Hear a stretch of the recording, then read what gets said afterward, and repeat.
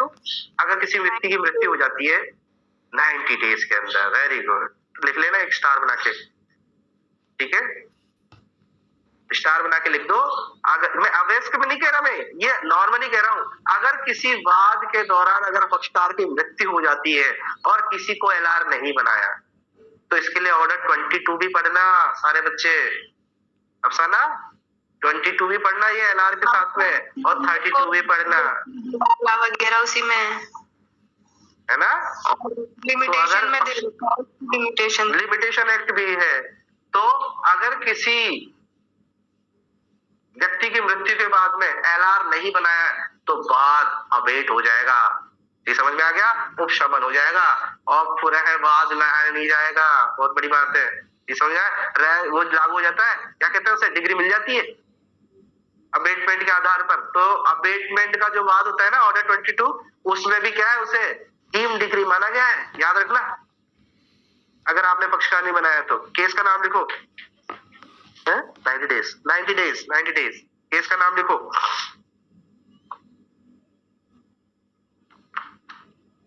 Case का नाम लिखो, एलिसा वर्सेस दास, एलिसा वर्सेस दास 1992। मैडम आप हिंदी में लिख लेंगे, ठीक है, ओके। यदि वाद के लंबित रहते हुए during the pendency of suit, वाद के लंबित रहते हुए पक्षकार की मृत्यु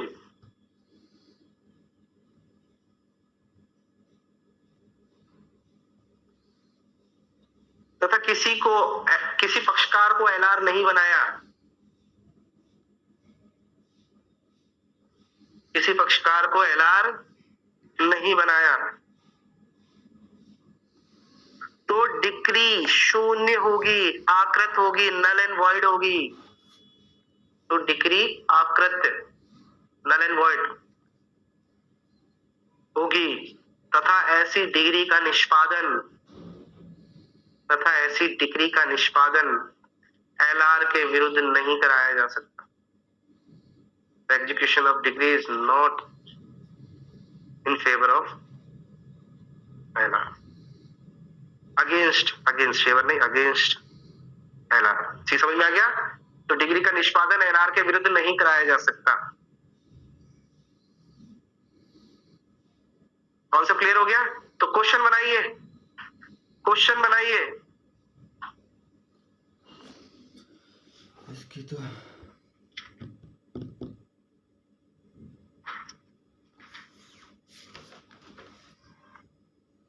एलआर के विरुद्ध डिग्री का निष्पादन की प्रक्रिया बताइए।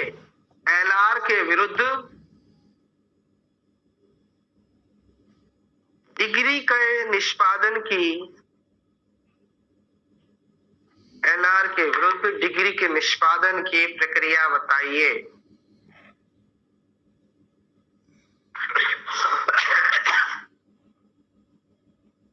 प्रक्रिया बताइए तथा एलआर किस सीमा तक दायी है, तथा एलआर। अफसाना इस तरह के क्वेश्चन आएंगे। अब ये क्वेश्चन नहीं आएगा सिंपल वे से पूछ लिया, अब इस तरह से क्वेश्चन की संभावना है। तथा एलआर किस सीमा तक दायित्व है, कुछ आंसर देना चाहोगे? आयुषी एंड आयुष, मैं तो ये मान रहा हूँ आप मेंस क्लियर हो। वो 21 ऑर्डर और वो जो सेक्शन है ना 53, 54 उसमें बता रखा है शायद कि उसकी जो जितनी उसको संपत्ति मिलेगी उतना ही वो लाइबल होगा। आंसर में थोड़ा ब्रैकेट में लिख दो, 50, 52, 53 तीनों इसके साथ पढ़ना है। और मैं बता रहा हूँ क्या होता है। 50, वेरी गुड, हाथ में आती है, ये जितनी संपत्ति उसके हाथ में आती है उस सीमा तक दायी होगी। अगर पिताजी से कोई प्रॉपर्टी नहीं मिली है तो एलआर लायबल नहीं होगा। भाई पिताजी खूब पीते थे, पी के सारा खत्म कर दिया, कर्जा ले लिया, अब मेरे ऊपर छोड़ गए, कोर्ट मेरे को एलआर बनाता है, तो मैं बोल दूंगा साहब पापा ने कुछ नहीं छोड़ा। समझ में आ गया?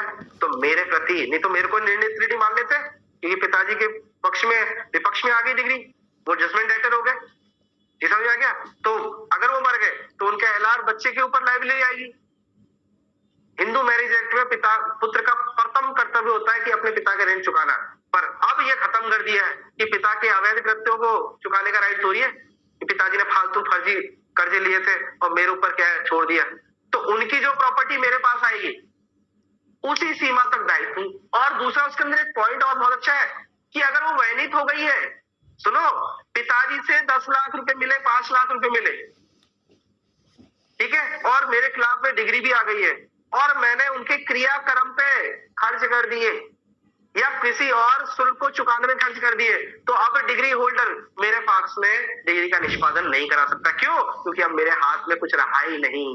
उसके अंदर देखो 52 निकालो, 50 निकालो, 50 निकालो, देखो एक एक लाइन क्या इंपॉर्टेंट है। संपत्ति तो आई पर वैलिड हो गई तो भी डिग्री वो जो जजमेंट डेटर लायबल नहीं है। जजमेंट डेटर जब भी लायबल है एलआर जब उसकी प्रॉपर्टी हाथ में आई और बची हो।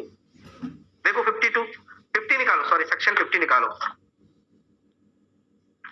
ये रीड आउट करके आपको सबको देखने हैं, इसीलिए मैं क्या है ज्यादा तेज वो नहीं पढ़ा रहा, पर मेरा उद्देश्य है कि इस बार आप में तो ये दे रखा था कि संपत्ति अगर बाकी नहीं बची है तो फिर एलआर पर्सनली लायबल हो जाएगा। वो असफल रहता है मैडम, उसको अंडरलाइन करना। वो ये बताने में असफल रहता है कि मैं नहीं बता रहा कि मैं कैसे प्रॉपर्टी डिसॉल्व हुई। आपने सब बता दिया, सफल हो गए आप बताने में, तो लायबल नहीं है। पर अगर आप असफल हो गए, देखो मैडम सर 50 में सम्यक से वैनित नहीं कर दी गई है, ऐसे कुछ है ये, तो उसमें तो सम्यक तरह से वैनित की गई है, ड्यूली उसने क्या है उसको ट्रांसफर किया है पिताजी कर्मकांड में और इन सब में, नहीं समझे? देखो इसमें साफ लिखा हुआ है और सम्यक रूप से वैनित नहीं की गई है, ठीक है, तो उसको विवश नहीं कर सकेगा, ये समझना इसको। और अगर उसने क्या है प्रॉपर्टी हाथ में आई है और उसमें वैनित सही तरह से नहीं की गई है तो उसको विवश कर सकता है एलआर को। तो कहने का मतलब है पिताजी की प्रॉपर्टी आई और आपने अच्छी तरह खर्च नहीं किया तो आप तो लायबल होंगे, ठीक है। और किस सीमा तक, ये सीमा भी याद रखना। पिताजी की प्रॉपर्टी आई 10,000 रुपए और आपके ऊपर निर्णित ऋणी का बाहर आ रहा है 50,000 रुपए, तो आप कितना देंगे? बस अपनी जेब से पिताजी का खर्चा नहीं चुकाएंगे। विधि किसी को भी बाउंड नहीं करता है। पिताजी है इसका मतलब ये थोड़ी है कि कर्जा धोता रहूं, नहीं समझे? तो जितनी प्रॉपर्टी आई हाथ में उतने ही लायबल एलआर को बनाया जाएगा। कौन सा समझ में आ गया? 52 में बात करता है वो जो आप बता रहे हैं, 52 की बात कर रहा है वो मैडम।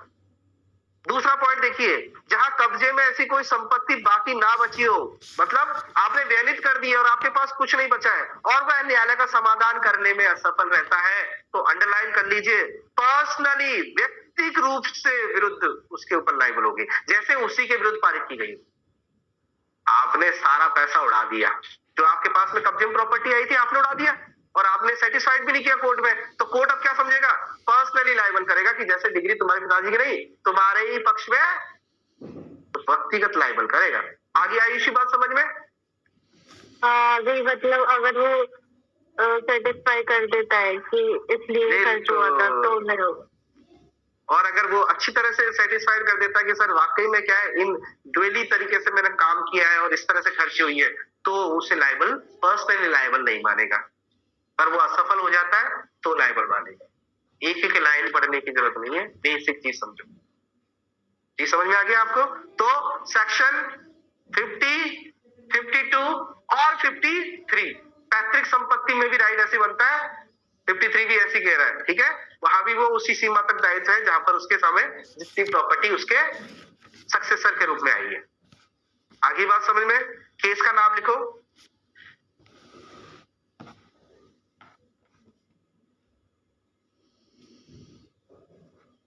हाँ, एक चीज और याद रखना, इसके साथ में ऑर्डर 21 रूल 22 कर देना।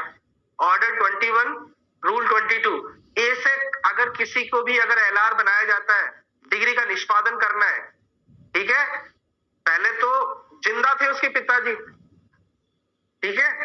अब पिताजी के पक्ष में डिग्री आ गई, विपक्ष में डिग्री आ गई, तो जजमेंट डेटर बन गए, ठीक है। तो डिग्री होल्डर जब एलआर बनाएगा तो एलआर को एक सूचना देगा ऑर्डर 21 रूल 22 के तहत हेतु को दर्शित करने का। जी समझ में आ गया? सफिशिएंट कॉज बताओ कि क्यों ना तुम्हें एलआर बना दिया जाए। ऑर्डर 21 रूल 22 के तहत सूचना देगा, और सूचना नहीं दी, यही तो प्रोसीजर है कि प्रोसीजर का पूरी तरह से पालन नहीं किया तो आपको एग्जीक्यूशन नहीं कराया जाएगा। सबसे बड़ी बात है, लोग बोलते हैं ना कि अपराध करने के बाद में भी अगर प्रोसीजर में थोड़ी सी भी कमी रह जाती है तो कितना ही बड़ा जजमेंट हो, मर्डर छूट जाएगा और डिग्री जजमेंट लेटर रिमूव हो जाएगा। प्रोसीजर का पालन करना है कि समझ में आ गया। तो बड़े बड़े एडवोकेट यही प्रोसीजर पढ़ते हैं, भले ही मर्डर किया हो। मैं एक केस बताता हूँ आपको इस बारे में। कई लोग मेरे से डिस्कशन करते हैं कि कानून अंधा है, कानून अंधा नहीं है। प्रोसीजर का पालन अच्छी तरह नहीं किया तो उसने थोड़ा देखा है अपराध होते हुए। तुम तो अपनी मनगढ़ंत कहानी बना सकते हो। प्रोसीजर का पालन करना होता है तो उनको, इन्वेस्टिगेशन ऑफिसर को या पीपी को, अगर थोड़ी सी भी प्रोसीजर में कमी है तो संदेह का लाभ मिल जाता है, भले ही सारे एविडेंस उसके ऊपर आ रहे हैं। तो 313 के अंदर जो बयान होते हैं वह स्पष्ट कराने के लिए कि अगर खून के निशान मेरे शर्ट पे भी है और उस आधार पर एफएसएल रिपोर्ट सारी चीजें मेरे पक्ष विपक्ष में आ रही है पर मेरे से स्पष्टीकरण नहीं माना गया है। याद है अफसाना, याद है आईसी, अगर स्पष्टीकरण करने के लिए अगर मेरे से क्या है क्रॉस क्वेश्चन में नहीं पूछा गया है तो बाद में उसी आधार पर मेरे को छोड़ दिया है। देखो कितनी बड़ी बात, क्योंकि प्रोसीजर अच्छी तरह फॉलो नहीं किया आपने। उससे पूछना चाहिए था कि आपके शर्ट पे बाल खून कैसे आए। आपने स्पष्टीकरण नहीं माना और आपने केवल अपने सारे एविडेंस खुद, मतलब कोर्ट पहले सेटिस्फाइड से ही पूछ के, ये समझ में आ रही है। तो प्रोसीजर का पालन सबसे ज्यादा है। तो इसीलिए लोग क्या करते हैं, जो अच्छे एडवोकेट होते हैं व्यवहारिक रूप से ज्ञान नहीं लेते, प्रोसीजर को अच्छी तरह पढ़ते हैं। तो ये प्रोसीजर है कि अगर एलआर नहीं बनाया है आपने, ठीक है, तो अबेट हो जाएगा। और अगर सूचना भी नहीं दी ऑर्डर 21 की एग्जीक्यूशन की तो भी वो क्या है, अबेट हो जाता है और उसका डिग्री का निष्पादन नहीं कराया जा सकता एलआर के विरुद्ध। तो बहुत बड़ी थ्योरी है ये एलआर के बारे में। आप दोनों आयुषी और ये अच्छी तरह इसको रीड आउट करना कि कहां कहां पे एलआर आ रहा है, क्योंकि ये क्वेश्चन बनता भी है। चलिए, अच्छा लग रहा है मुझे कि आपको थोड़ी नॉलेज तो रह गई है। पढ़ो साथ साथ में, अपने आप हो जाएगा। आइए कि एक सेक्शन और लिखिए, देखो एक सेक्शन लिखिए, सेक्शन 60 ऑफ सीपीसी क्या है, अटैचमेंट। अगर किसी व्यक्ति की मृत्यु हो गई है, देखो सुनो मेरी बात, अगर किसी व्यक्ति की मृत्यु हो गई है, ठीक है, और उसको पॉलिसी का पैसा मिला है, जजमेंट लेटर को क्या मिला है, पॉलिसी का पैसा, तो उसको अटैच नहीं किया जाएगा। अब देखो मरने के बाद तो एलआर को जाएगा पॉलिसी का पैसा, तो उसको कभी भी अटैच नहीं किया जाएगा, उसको कभी भी एलआर से नहीं लिया जाएगा संपत्ति में से। अभी क्या बताया था, जितने हिस्से संपत्ति में आई उतना ले लेंगे, पर जो क्षतिपूर्ति का राशि आई है उसको नहीं ली जाएगी।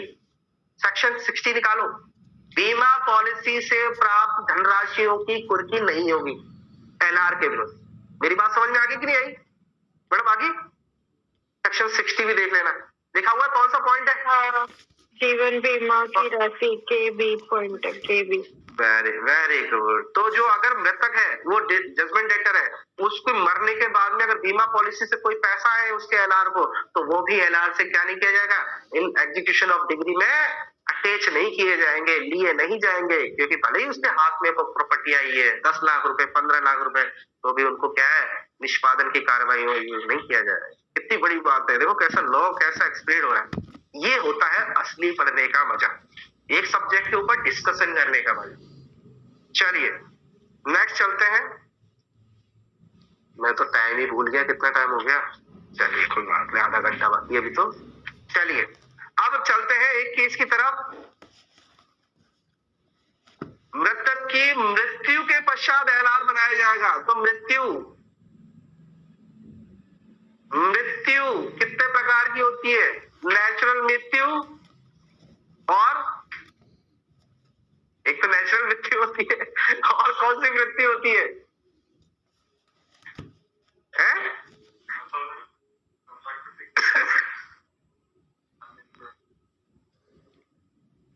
बता सकते हैं अफसाना? डेथ कितने प्रकार की होती है, लीगल डेथ। Very good. कौन सी होती है लीगल डेथ? वेरी गुड, आगे बात समझे। तो अगर कोई व्यक्ति सन्यासी बन जाता है और उसके विरुद्ध अगर कोई डिसीजन आता है, चीज समझ में आ गया, जजमेंट डेटर क्या है, सन्यासी बन गया है, तो एलआर को बाउंड नहीं किया जाएगा। ये केस का नाम देखो, माधोराव वर्सेस गुरु नारायण। माधोराव वर्सेस गुरु नारायण 1931 इलाहाबाद हाईकोर्ट का डिसीजन है, और बहुत आज तक उसने सेटिस्फाइड भी नहीं किया। देखो कितनी बड़ी बात है, 1931। 100 साल से भी ज्यादा होने वाला है, 100 साल हो जाएंगे अब। क्या किया गया था इसमें? निर्णीत ऋणी की मृत्यु स्वाभाविक होनी चाहिए। जो जजमेंट डेटर है उसकी क्या है, डेथ कैसी होनी चाहिए? ऑर्डनरी वे में होनी चाहिए, स्वाभाविक होनी चाहिए, ना कि सिविल मृत्यु, ना कि सॉरी, ना कि सिविल मृत्यु। यदि निर्णीत ऋणी सन्यासी हो जाता है, यदि निर्णीत ऋणी सन्यासी हो जाता है,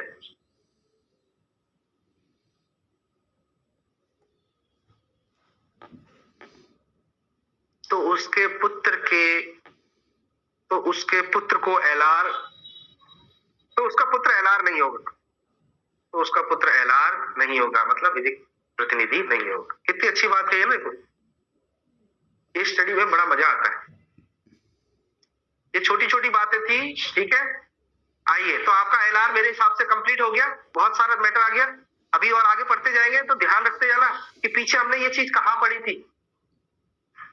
आइए, तीसरी वाली डेफिनेशन जो हम पढ़ते हैं सबसे ज्यादा इंपॉर्टेंट है, वो है अंतकालीन लाभ। बहुत बार क्वेश्चन आता है, अंतकालीन लाभ मींस प्रॉफिट, या कह सकते हैं सिंपल वे से मध्यवर्ती लाभ। अब मध्यवर्ती लाभ में तो बहुत अच्छी तरह आसान समझ में आ जाता है कि जब आपका क्या है, केस चल रहा है, तो उस वक्त बीच में कोई लाभ प्राप्त हो रहा है, तो उसे प्राप्त करने के क्या है, आप अधिकारी हैं। जैसे लंबित वाद का सिद्धांत था कि आप बेचान नहीं कर सकते,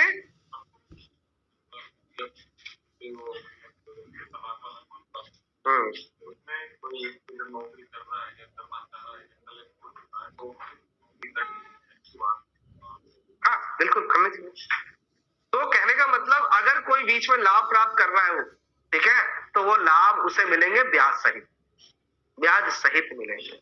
तो कहने का मतलब क्या है, देखिए क्या कहते हैं, मध्यवर्ती लाभ क्या होता है या अंतः लाभ क्या होता है। तो इसके क्वेश्चन कितने बने थे हमारे एलआर के, ये बना दिया था क्या, एलआर के विरुद्ध डिग्री का निष्पादन की प्रक्रिया, वेरी गुड, ठीक है, किस सीमा तक दायी होगा। आइए अब लास्ट क्वेश्चन बना दीजिए, अंतकालीन लाभ क्या है, अंतकालीन लाभ क्या है, व्हाट इज मींस प्रॉफिट, तथा इसमें, तथा शुद्ध लाभ में, नेट प्रॉफिट तथा शुद्ध लाभ में क्या सम्मिलित नहीं है। अब ये लाभ लाभ कर रहे हैं बार बार में, तथा नेट प्रॉफिट में क्या इंक्लूड नहीं है, ये समझ में आ गया। हम लाभ की बात कर रहे हैं तो कौन सा लाभ सम्मिलित नहीं है। चलिए तो देखिए,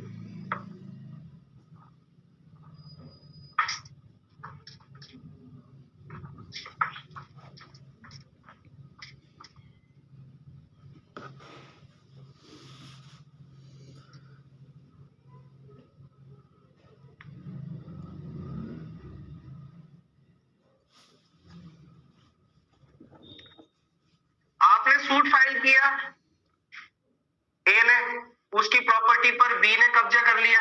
अब सूट तो बहुत दिनों तक चलेगा, एक ट्रेसपासर हो सकता है या किसी भी जमीन पे। हाँ एक और याद रखना, ये हमेशा कब्जा, अब कब्जा और सीज में क्या अंतर है पता है कुछ, ये मैं सीआरपीसी में बताने का प्रयास करता हूं।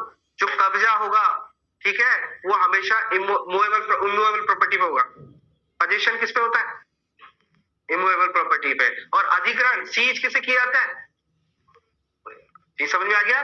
तो यहाँ पर सदोष कब्जा की बात कर रहा है, मतलब ये हमेशा अचल संपत्ति का होगा, अचल संपत्ति पे दिलाया जाएगा अंतकालीन लाभ, याद रखना ये बात बेसिकली, ठीक है। तो मींस प्रॉफिट किस पे दिलाया जाता है, किसी व्यक्ति ने सदोष कब्जा किया है। सदोष की परिभाषा कहां पे रखी है, आईपीसी के अंदर, जो विधि विरुद्ध तरीके से उसे प्राप्त करने का अधिकारी नहीं है, पर वो प्राप्त कर लेता है, ये समझ में आ गया। सदोषता रखता है या सदोषता प्राप्त करता है जिसका वो अधिकारी नहीं है, आ रही कि नहीं आ रही है, ये समझ में आ गया। 23, तो जो कोई सदोष कब्जाधारी व्यक्ति है, किसी अन्य व्यक्ति की प्रॉपर्टी को अपने कब्जे में रख लेता है, अचल संपत्ति को, तो जो सूट हो रहा है उसके बीच में अगर कोई है ना, उसको क्या है, उसको फायदा प्राप्त होता, सूट के दौरान जो फायदा प्राप्त होता, वो सारा फायदा वो प्राप्त कर लेगा। जैसे ए व्यक्ति ने बी व्यक्ति के खिलाफ सूट किया, मान के चलिए ये इसका घर है और बी व्यक्ति ने जबरदस्ती उस घर पे बैठ गया। अब ए व्यक्ति उसको बेदखल करने के लिए वाद लेके आता है और कब्जे के लिए वाद लेके आता है और अंतकालीन लाभ के लिए वाद लेके आता है। अब 5 साल बाद वो इसके पक्ष में फैसला आ जाता है, तो ये मकान तो ले ही लेगा, मकान का कब्जा तो ले ही लेगा, प्लस जो ये 5 साल तक ये रेंट प्राप्त करता रहा है, ये समझ में आ गया, तो ये रेंट भी प्राप्त कर लेगा। आइए, ये खुद नहीं रहा, किसी को भी नहीं रहने दिया, कब्जा बनाए रखा, तो ये रेंट प्राप्त कर सकता था, कर भी तो सकता था, क्यों खाली जमीन पर रखी है। तो रेंट चाहे प्राप्त किया हो या मामूली तत्परता से प्राप्त, ड्यू डिलिजेंस से प्राप्त कर सकता था, पर प्राप्त नहीं किया, ठीक है, तो इन दोनों का वो दिला सकता है, प्राप्त किया या मामूली तत्परता से वो प्राप्त कर सकता था।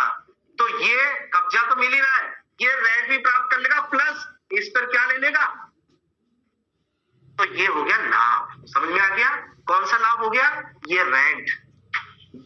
ये समझ आया, कब्जे के साथ साथ में जो ये लाभ हो रहा है, कौन सा लाभ, रेंट। रेंट पे क्या ले लेगा, ब्याज। तो देखो क्या कहता है, ऐसे लाभों पर ब्याज सहित वे लाभ जो मामूली तत्परता से प्राप्त किया जा सकते थे या वो प्राप्त हो सकते थे। ये समझ में आ गया, आगे बात समझ में। परंतु इसके अंदर क्या शामिल नहीं है, क्या शामिल नहीं है इसके अंदर, अगर इस व्यक्ति ने, कौन है ये, बी व्यक्ति ने इसके अंदर एक मंजिल और बना दी,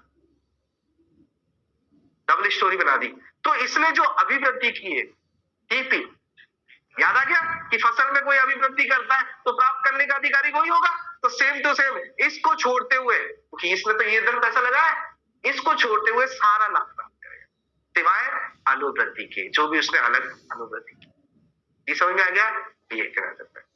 तो समझ में आ गया अंतकालीन लाभ क्या होता है, ठीक है, जो बीच में जो ये प्राप्त करने का अधिकारी था वो सारा इससे सदोष कब्जे रखने वाले व्यक्ति से प्राप्त कर सकता है, इस पर ब्याज भी ले सकता है। अब ये लाभ की बात आ रही है, और मेरा जो दूसरा क्वेश्चन था कि शुद्ध लाभ क्या होता है, जी समझ में आ गया। अब देखो, लाभ होता है, उसमें और भी तो कई चीजें होती है, जैसे आप फसल, खेती, इसको घर ना रख के खेत कर लेते हैं, तो ये व्यक्ति उस पर बुआई करता है, कटाई करता है, फल में वो पेड़ों में क्या खाद डालता है, तो ये पैसा किसने लगाया। तो लाभ के अंदर वो जो खर्चे हुए हैं किसके, इसको निकालने के बाद में क्या बनता है, शुद्ध लाभ प्राप्त करेगा, पूरा लाभ प्राप्त नहीं, और शुद्ध लाभ पर ब्याज मिल सकता है। ऐसा नहीं पूरा ही पूरा चाहिए कि मैं तो सर पिछली बार मैंने क्या इसमें क्या है 10 लाख की खेती करी थी, अरे 10 लाख में से तूने पानी दिया, बीज बोया, खाद डाली, उसको भी तो माइनस करना पड़ेगा, खेतों को पहुंचाया तूने, मंडी में ले गया, तो 20 लाख की फसल हुई है माना, और उसमें खर्चे भी तो काटने पड़ेंगे।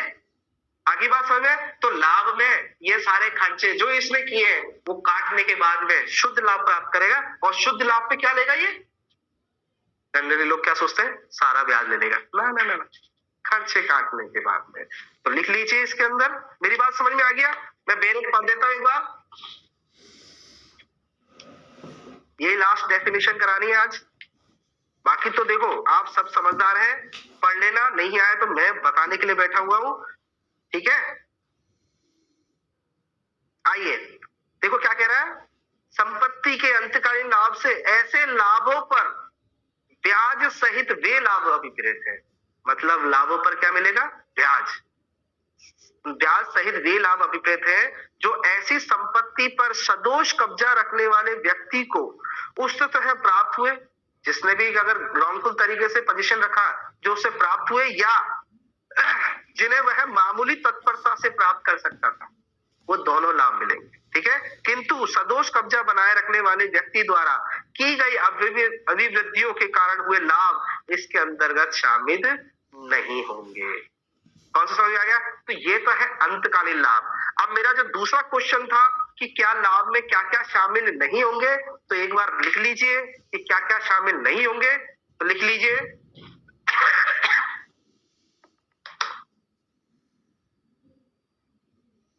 10% तक आवश्यक खर्चे, तो मतलब 10% तो अपने आप ही माइनस हो रहा है, 10% तक भाटक वसूली के आवश्यक खर्चे,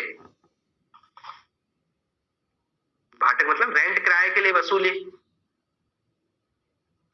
या आवश्यक खर्चे लिख देना आप 10% तक आवश्यक नेसेसरी कॉस्ट। ठीक है, दूसरा लिखिए फसल की कटाई व बुनाई के पर हुआ खर्चा,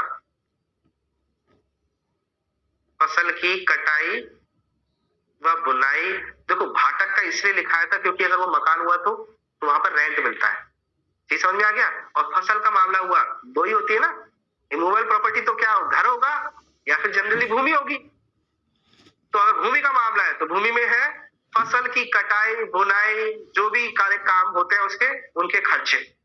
ठीक है, और तीसरा लिख लीजिए जो भी संपत्ति अंतरण में हुए व्यय, अगर उन्होंने ट्रांजेक्शन किया है, इधर से उधर किया है, कोई भी ट्रांसफर किया है, तो उसमें जो भी खर्चे हुए तो इन सब खर्चों को काटने के बाद में शुद्ध लाभ मिलता है और इस पर ब्याज मिलता है। समझ में आ गया?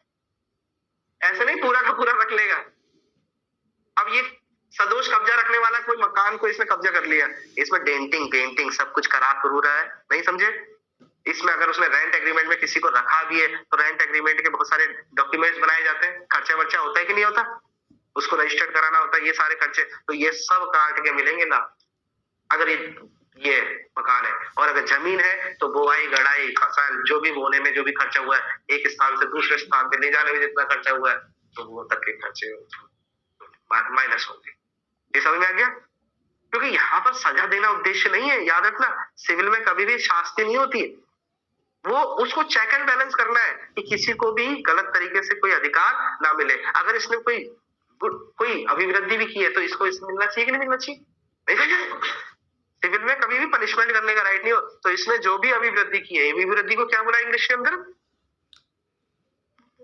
इम्प्रूवमेंट। जो भी इम्प्रूवमेंट किए है तो वो उसका अधिकारी होगा, भले ही वो सदोष कब्जा रखने वाला आदमी है, कोई अपराधी नहीं है। तो सिविल मैटर में कोई अपराधी नहीं होता है, अपराध एक घृणित कार्य है, और सिविल मैटर में कोई कब्जा कर लेता है, कोई प्रॉपर्टी का ऐसा मामला आ जाता है तो वो घृणित कार्य नहीं है, तो न्यायालय उसको बिल्कुल ही नहीं देखता अपराधी के रूप में, बहुत लिबरल वे से डिसीजन देता है। सिविल में कभी भी उस थ्योरी के साथ मत बैठना कि इसे सजा दे के रहूंगा। ये समझ में आ गया? क्योंकि दोनों के बिहाफ से सोचता है सिविल मैटर में, क्योंकि दोनों पैसा दे के आते हैं, सरकार की इनकम कहां से हो रही है? न्यायालय शुल्क से। FIR करने आते हैं, कोई पैसा लगता है? तो जो आपको पैसा दे रहा है उसके खिलाफ कैसे जा सकते हो आप? ये समझ में आ रही है? तो बड़ा लिबरल तरीके से सुनता भी है, इसीलिए समय भी ज्यादा लगता है, नहीं? क्योंकि अधिकार बताना छोटी मोटी बात नहीं है। चलिए, तो ठीक है, आपका ये कंप्लीट हो गया। एक दो केस और है मेरे पास में, एक दो केस और लिख लो, शायद इस पर अगर हो तो।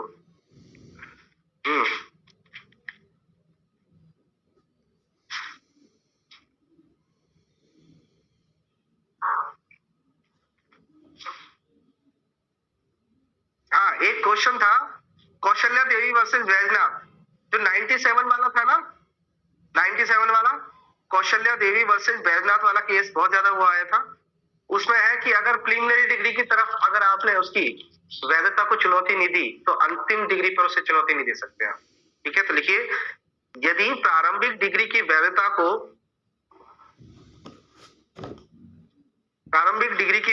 को अंतिम डिग्री के विरुद्ध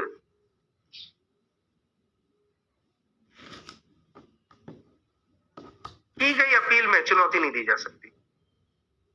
अंतिम डिग्री के विरुद्ध की गई अपील में चुनौती नहीं दी जा सकती। 1961 का केस है ये।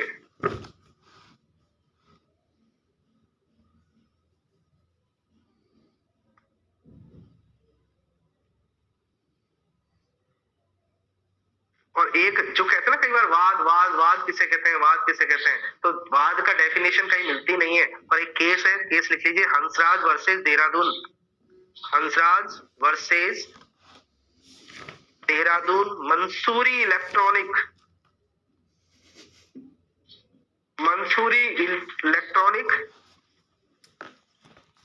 ट्रामवेज कंपनी लिमिटेड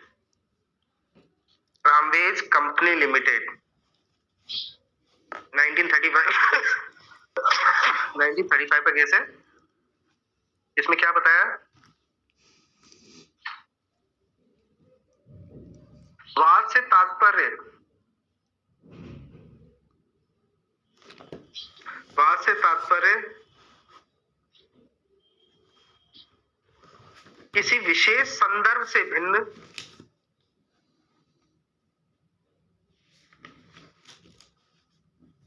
वाद से तात्पर्य किसी विशेष संदर्भ से भिन्न साधारणतः ऐसी सिविल कार्रवाइयों से है, साधारणतः ऐसी सिविल कार्रवाई से है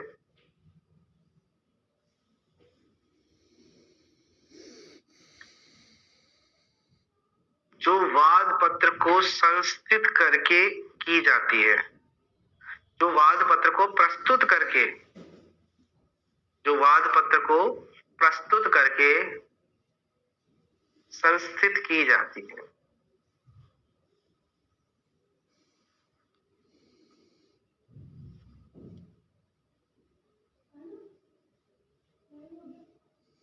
ठीक है, और कहीं नहीं बता रखा वाद क्या कहते हैं। वाद क्या होता है? वाद ये होता है कि आप साधारणतः जो सिविल मामले में जो मामले को लेके जाते हैं, ठीक है, कार्रवाई करते हैं, इंस्टीट्यूट करते हैं, उसे वाद कहते हैं।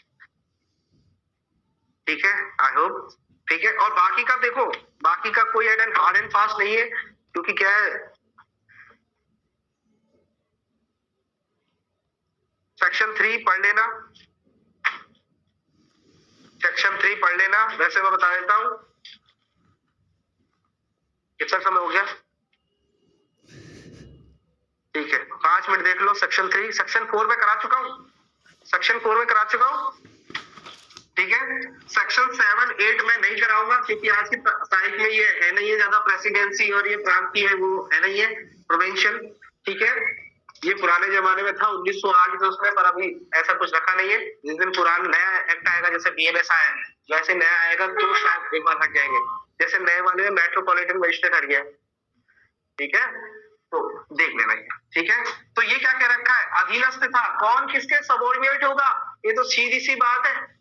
नीचे से एक चार्ट देखिए, सबसे छोटी पोस्ट कौन सी होती है? सिविल जज। फिर इससे बड़ी सीनियर सिविल जज, इससे बड़ी डिस्ट्रिक्ट जज, मैंने बताया था, क्षेत्राधिकारी बता दिया था। इससे बड़ी, तो जिले के अंदर, डिस्ट्रिक्ट है, जिले के अंदर जितने भी न्यायालय होंगे किसके अधीनस्थ होंगे? हाई कोर्ट के। चीज समझ में आ गया? और जिला न्यायालय के सारे ही अधीनस्थ होंगे। तो कोई ज्यादा हार्ड एंड फास्ट नहीं, कौन किसके अधीनस्थ होगा? ये इसके अधीनस्थ होगा, ये इसके अधीनस्थ होगा। चीज समझ में आ गया? इसके ये अधीनस्थ होगा, और सारे के सारे किसके अधीनस्थ होंगे? साधारण से हाई कोर्ट के अंदर। चीज समझ में आ गया? कोटा 12 जिला है, 12 जिला में भी डीजे साहब है। क्या कोटा के जो सीजे साहब है वो उसके अधीनस्थ होंगे? नहीं, अपने जिले के। चीज समझ में आ गया? पर हाई कोर्ट के जो है, ये क्या कोटा का सीजे उसके अधीनस्थ होगा? साधारण। चीज समझ में आ गया? ये चीज थोड़ा समझने की कोशिश, बेसिक चीज थी, ठीक है। सेक्शन नंबर 4 हो गया। सेक्शन नंबर 5 क्या कहता है? सेक्शन 5 ये कहता है कि राजस्व न्यायालय के बारे में बता रखा है। तो सबसे पहले देखें कि रिवेन्यू कोर्ट क्या होता है। रिवेन्यू कोर्ट क्या होता है? तो रिवेन्यू कोर्ट बहुत आसान कहता है कि जो भूमि से संबंधित जो उसका रेंट प्राप्त करने का अधिकार की बात कर रहा है, राजस्व की बात कर रहा है, जो इनसे संबंधित कार्यवाहियों को ग्रहण करने की जिसको अधिकारिता है, वो रिवेन्यू कोर्ट है। किससे? रेंट, रिवेन्यू और अन्य कार्य। देखो पढ़ो, ठीक है। जो कृषि प्रयोजनों के लिए, और सबसे बड़ी बात है किसके लिए? For the purpose of agriculture purpose, ठीक है। जो कृषि प्रयोजनों के लिए भूमि के भाटक, राजस्व और लाभों से संबंधित, इसमें 3 चीजों को अंडरलाइन कर लीजिए, भाटक, राजस्व और लाभ, प्रॉफिट, ठीक है। इनसे संबंधित वाद और कार्रवाइयों को ग्रहण करने की जो अधिकारिता रखता है उसे राजस्व न्यायालय कहते हैं। पहली बात समझ आ गया? ये क्वेश्चन आ चुका है मेंस के अंदर, जैसे जनजाति क्षेत्र आया था वैसे ही पूछा गया था, राजस्व न्यायालय किसे कहते हैं। अब क्वेश्चन आता है, क्या सीपीसी राजस्व न्यायालय पे लागू है? तो देखिए, ये एक स्थानीय विधि है। राजस्व न्यायालय वो ये रिवेन्यू कोर्ट क्या है? एक लोकल लागू होता है इसके ऊपर। जैसे आपका देखे राजस्थान काश्तकारी अधिनियम, राजस्थान लैंड रेवेन्यू, चीज समझ में आ गया। तो ये लोकल लॉज है और आपने पहले ही पढ़ चुके हैं कि लोकल लॉज पे क्या है कि लागू नहीं होती। परंतु अब देखो, परंतु बात कह रहा है कि जहां पर ये अधिनियम चुप है, छोटा सा एक्ट है, जहां पर ये चुप है वहां पर ये सीपीसी लागू होगी। जैसे समन की बात कर रहा है तो समन का इतना बड़ा प्रोसेस तो ना देगा, ऑर्डर 5 रूल 30 तक सारा तो ना लिख देगा, तो फिर उसके संदर्भ किसके लागू हो जाएंगे, सीपीसी के। कौन समझ में आ गया, कमीशन। अब वहां इतना लिखने की क्या जरूरत है, तो कमीशन वहां नहीं दे रखा, तो जहां वो अधिनियम मौन है, कौन सा, राजस्व न्यायालय मौन है, वहां पर सीपीसी के प्रावधान लागू हो जाएंगे। और यदि राज्य सरकार ये चाहे तो कह सकती है, और आपने देखा भी है कि ये सीपीसी के अनुसार पढ़ा जाएगा, लिखता है कई बार, इसको सीपीसी के संदर्भ में पढ़ा जाएगा, तो राज्य सरकार कह सकती है कि इस अधिनियम सीपीसी के रूल लागू होंगे, राजस्व न्यायालय के संदर्भ में सीपीसी के रूल्स लागू होंगे। तो ये राज्य सरकार शासकीय पत्र में जारी कर सकती है। तो कहने का मतलब है वैसे तो लागू नहीं होता है क्योंकि लोकल लॉ है, पर ये अधिनियम मौन है, पहला पॉइंट, ये साइलेंट है, तो सीपीसी लागू हो जाएगी। या राज्य सरकार अगर राज्य पत्र में अधिसूचना जारी करके कह दे तो ये सीपीसी लागू हो जाएगी। देख लेना, ये भी कंप्लीट हो गया। और सेक्शन 6 अधिकारिता देख लेते हैं। अधिकारिता कितने प्रकार की होती है, क्वेश्चन बना लीजिए, जुडिक्शन कितने प्रकार का होता है। अंतकालीन लाभ का क्वेश्चन लिख लिया था क्या आपने, हाँ, तो अधिकारिता कितने प्रकार की होती है, तो अधिकारिता मुख्यतः कितने प्रकार की होती है, 4 प्रकार की होती है। ठीक है, 5 मिनट, बस 2 मिनट और थोड़ा सा लेंगे, 2 मिनट और लेंगे, ठीक है। स्थानीय, पहला धन संबंधी अधिकारिता, स्थानीय संबंधी अधिकारिता, विषय वस्तु संबंधी अधिकारिता, चलो इसको दोबारा, विषय वस्तु संबंधी अधिकारिता, स्थानीय, तीसरा स्थानीय अधिकारिता, और चौथा है अपील अधिकारिता। देखिए सेक्शन 6 किसकी बात कर रखा है, धन संबंधी अधिकारिता। विषय वस्तु से संबंधित अधिकारिता है सेक्शन 9, ठीक है। और आपने बोला स्थान के आधार पर, अभी पढ़ा था हमने जब हमने चैप्टराइजेशन करा था, कहां से कहां तक था, सेक्शन 15 से लेकर 25, स्थान के आधार पर स्थानीय अधिकारिता। और अपीलीय अधिकारिता आपने 41 से लेकर 40, एक तरह से आप 45 कर लीजिए, या 96 से लेकर आपसे 1112 कर लीजिए, आगे बात समझ में। तो ये अपील अधिकारिता हो गई, समझ में आ गया। तो अधिकारिता कितने प्रकार की है, 4 प्रकार की होती है, और इसमें से हम कौन सी पढ़ रहे हैं अभी, सेक्शन 6 धन संबंधी अधिकारिता। तो देखिए आइए इसी चार्ट पे दोबारा आते हैं, वो मैं आपको पढ़ा चुका हूं। अगर धन मामला है, पैसे से संबंधित है, और 2 लाख से कम का मामला है, तो किसके पास जाएगा, सिविल जज के पास जाएगा, सिविल न्यायाधीश के पास जाएगा। ये समझ में आ गया। और ये अमेंडमेंट कब हुआ था, वेरी गुड, ये समझ में आ गया, 2014 में अमेंडमेंट हुआ था कि 2 लाख तक के धन से संबंधित मामले तो किस में जाएंगे, सिविल जज में। और 2 लाख से कम बोला है, और 2 लाख तक से 5 लाख तक के मामले किसमें जाएंगे, सीनियर सिविल जज। और 5 लाख से अधिक के मामले किसमें जाएंगे, डिस्ट्रिक्ट जज। देखो मैं अभी भी कह रहा हूं ये किससे संबंधित है, पर विषय वस्तु से संबंधित मामला है। जैसे हिंदू मैरिज एक्ट के तहत आप डाइवोर्स के लिए बाहर जाते हो, तो एक विषय वस्तु है, सब्जेक्ट मैटर है, तो सीधा खा जाता है। कंफ्यूज मत हो यार, धन संबंधी अलग होता है, विषय वस्तु अलग होता है, स्थान संबंधी अलग होता है। और अपील तो आप जानते ही, अपील भी अलग अलग वैल्यू करती है, कहां पे, इसकी अपील यहाँ होगी, यहाँ होगी, कहां होगी, ये समझ में आ गया। तो ये कंफ्यूजन मत लो। और किसी एक्ट में तो साफ बता रखा है इसका क्षेत्राधिकार जिला न्यायालय होगा, तो विषय वस्तु बता दिए। जैसे प्रोबेट का मामला होता है, सीधे डीजे में लगती है प्रोबेट, उत्तराधिकार का मामला सीधा डिस्ट्रिक्ट में लगती है। तो ये विषय वस्तु से संबंधित मामला बहुत बड़ा है, समझ में आ गया। ये वेयर करता है, ये आपको जानकारी होनी चाहिए। पर यहाँ पर केवल क्या बता के चल दिया, धन संबंधी, ज्यादातर क्या एक्सप्रेस कर रहा है वो, स्थान संबंधी विषय वस्तु का मामला, ये सब्जेक्ट मैटर पे डिपेंड करता है। अब सब्जेक्ट मैटर जिस जिस एक्ट में जहां दे रखा है उस आधार पे वो क्षेत्राधिकार हो जाएगा उसका। ये समझ में आ गया? ये है। तो हम धन संबंधी अधिकारिता ये हो, कॉन्सेप्ट क्लियर हो गया आपका? ये है। तो हमारा 7 8 करेंगे नहीं, टाइटल हेडिंग याद कर लेना, बाकी हमारा 6 तक हमारा 8 तक हमारा कंप्लीट हो गया। प्रीलिमिनरी 2 दिन हुए कि 3 दिन हुए क्लास को? 3 दिन हो गए। 3 दिन के अंदर प्रीलिमिनरी करा दिए, कल की तारीख में थोड़ा सा और देख लेंगे। पर ये जो मैं बना रहा हूँ ना क्वेश्चंस, मैं सही कह रहा हूँ, ये नहीं मिलेगा आपको मौका। ऐसे ही हम क्या अब यही काम करेंगे, जो भी एक्ट पढ़ेंगे ये क्वेश्चन से लिखाएंगे हम, ताकि आपका भी क्या है, बच्चे क्या है, अंकित ने मांगा सर क्वेश्चन दे दीजिए। अब मेरे पास में पुराने क्वेश्चन पढ़े और मैं उनको पढ़ता हूँ ना, मेरे को मजा ही नहीं आता उनको पढ़ने में, यार ये क्वेश्चन वो वाले क्वेश्चन नहीं है जो आने चाहिए। बस आप अच्छा तरह से लिखिए, ठीक है, कॉपी बनाइए अलग से, ठीक है। Thank you. कल की ऑफ रहेगी, ठीक है, मैं आपको बता दूंगा कभी कि कब क्लास होगी। कल तो मुझे क्या 26 जनवरी जाना है, ठीक है, कल का ऑफ कर लेंगे हम, ठीक है।